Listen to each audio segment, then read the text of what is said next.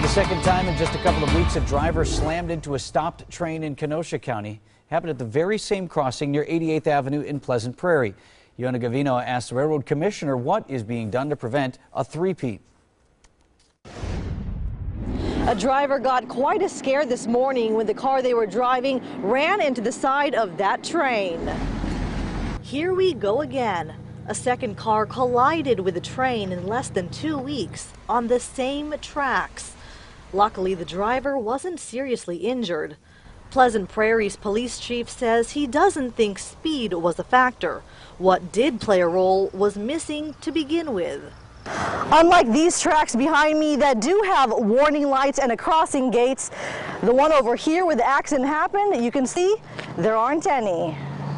Wisconsin Railroad Commissioner Jeff Plaley says it's a big cost to install them at a crossing where there's not much train traffic. It's about $250,000 when you put in full lights and gates. Is that the best place to spend that kind of money? I don't know. I mean, we'll have to discuss that and figure that out. In the meantime, people I talked to hope a solution is found soon. Maybe extra signs or even some LED lights. I hope they do something there, lights at the very least. Because even if you have gates, and like I said, I've seen people go around the gates, so I mean, you know, you can't 100% make something foolproof.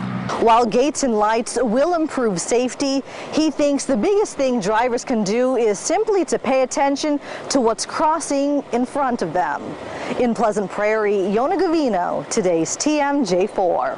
The train was stopped because workers were changing out a car at a local business. As for the driver, he suffered only minor injuries and was cited for driving without a license, driving without insurance, and failing to wear a seatbelt.